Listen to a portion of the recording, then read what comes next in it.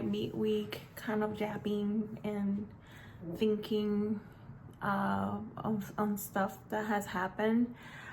And so I wanted to just talk a little bit about something that actually happened to me recently. I'm going through some stuff, and I've been feeling a little down lately. I think I'm generally managing pretty well. But funny enough, the people that I least rely on to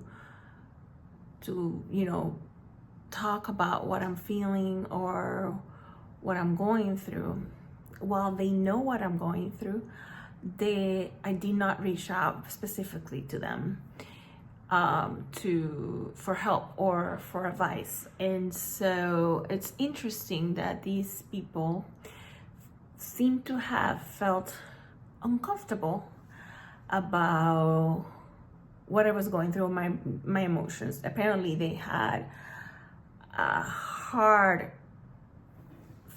feeling or a hard difficulty to handle my state of mind, which I don't think I was necessarily at that moment expressing too much sadness or anger or anything. I don't recall it. But I think they knew, and they felt the need to come with these toxic one-liners of everything happens for a reason, or there's a blessing in every struggle, or look to the silver lining. And it was unpleasant for me to deal with this. One person I just basically block and ignore, and the other I just confronted with the comment, because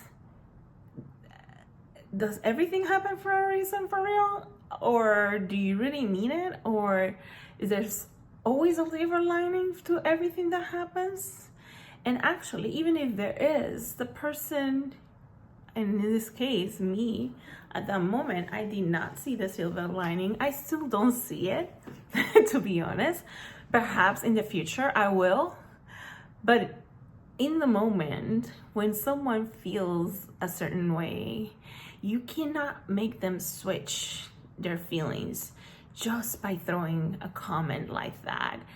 And and I felt like, it's pretty generic. I think it's pretty normal for people to come up with these comments, and they are so not helpful. When people are struggling, they are looking for just connection, someone that validates their feelings, someone that can listen. Just listening can be so helpful. Last week I read a quote that stick with me, and it said, people heal when they are heard. And I totally believe that. That just the simple fact that you take time to sit with someone and listen to them can make a whole difference to their lives. I truly believe that. And that we don't need to go crazy and try to become like the most expert of trauma or depression. You don't really have to have a PhD in psychology to be a good human, to be a good person, to be that validating person, to be that person who allows people to feel and be what they are and what they're feeling. So I think that we need to learn to just listen, to be present, to be validating to others, to let them know that we are here for them. And sometimes I know there are situations where you don't necessarily have the best words. Just say that. I don't know what to tell you, but I can tell you that I'm here, and whatever you need, let me know. Oh, those are powerful words. You know, recently also a friend of mine went through some pretty sad situation, and I know that people were bombarding her with questions, and I really didn't want to be one of those people. And I just wrote her like, hey, I know what's going on is crazy. I hope you're okay. I'm not gonna bombard you with questions, but know that I'm here, that I'm thinking of you. And she responded positively to that, because I'm sure there were like a lot of people just throwing some weird ass comments about the good and the bad and the silver lining, and probably asking a lot of inappropriate questions about her situation. And those things, people don't need that. People don't need you to jump to conclusions or give them advice that they haven't asked, unless they ask. Of course, if they ask you, go for it. But if they have, all they want is just to talk, just listen. Don't try to fix their situation. Don't try to tell them how to do things. Just be there. And I feel like we underestimate how important that is in people's life. People need to be listened. People need to be validated, and people need to feel that they have someone to lean on and to comfort them. A hug is so powerful.